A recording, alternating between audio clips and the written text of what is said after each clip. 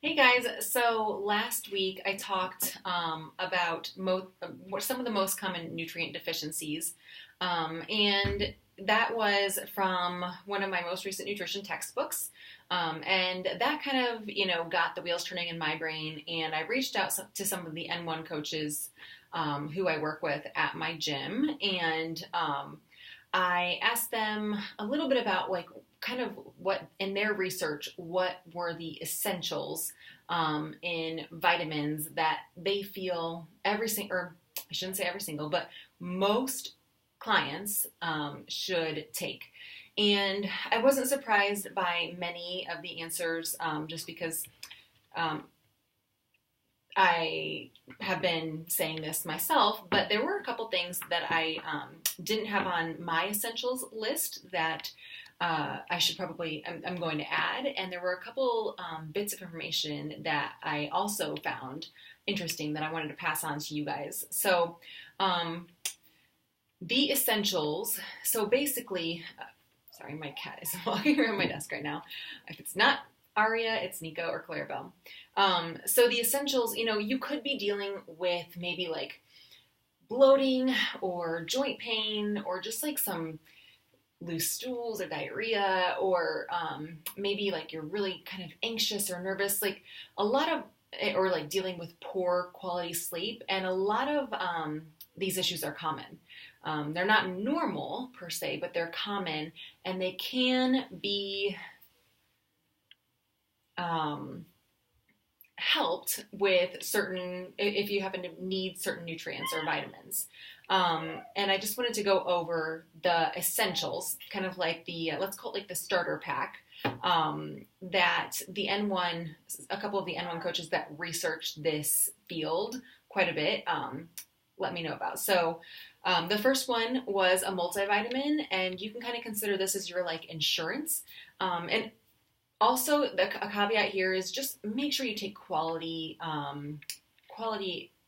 brands of vitamins. So you guys know that I take Designs for Health primarily, which is a great brand. Another good brand is Nutridyne. Or Metagenics. And a lot of these you can find on Amazon. And typically, when you find them on Amazon, it's like practitioners who then take that license and get the vitamins and sell them on Amazon, which they're technically not supposed to do. But if you can find them on Amazon and they're cheaper or the same price, then I guess go for it. But okay, so a multivitamin and for women, which we are all women here, iron. Look for iron in it as well. You don't need to necessarily need an iron supplement. As I mentioned in last week's video, like, unless you're deficient in it for sure.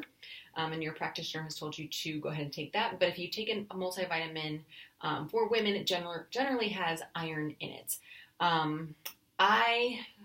The multivitamin I currently take, it's kind of not a great brand. So I'll be switching to probably like Nutridyne or Metagenics here in the near when I run out of that bottle. But so a multivitamin, vitamin D3, which I covered that and we talk about quite a bit. I take Designs for Health, vitamin D, and vitamin D isn't super expensive, so that's a good thing.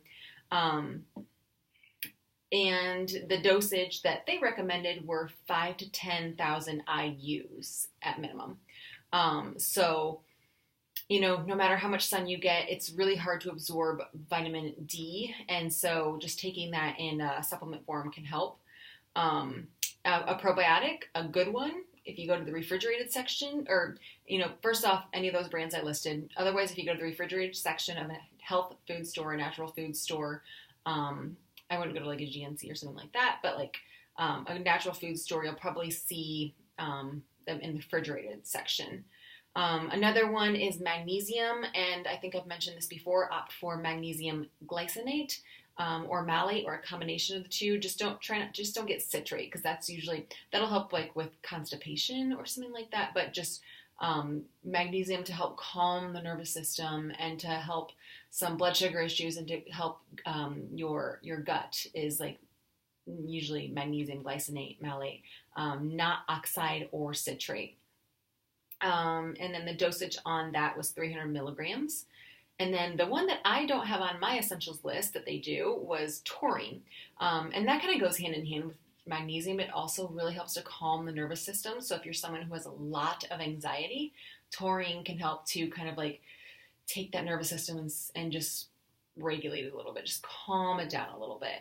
And taurine, also, the dosage was that like 3 times a day for one pill. So you can kind of, upregulate that as you need to. So taurine, that's one that I will be starting. I don't take that currently. And that was the essentials. The secondary one on that was fish oil, but there's a caveat there, which this is another thing I found interesting, is that fish oil, and I know this, it does oxidate easily, right? That's why when you get fish oil, it says it's delivered to your, it should be delivered to your door in an ice packet, and it should be delivered cold, because fish oil oxidizes very easily and very quickly. So you don't want to get like a fish oil that's on the shelf at Costco or Walmart or something like that. It should be cold. You should be storing it in your fridge or freezer away from light, because if it's a quality fish oil, it should say right there on the bottle, like, do not store in light, store in a cool place.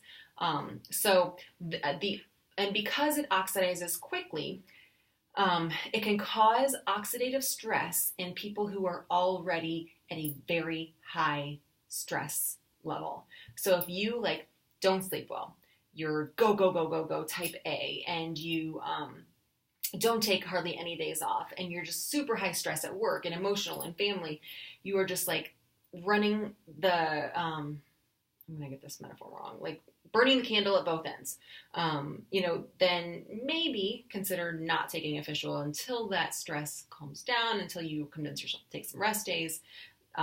So with that in mind, with your fish oil, and that was interesting to me, because I hadn't heard that before. So anyway, this video is getting long, so I hope you're able to take some time tonight to watch it. But I hope that's helpful for you. Again, as always, let me know if you have any questions, and I'll talk to you guys soon.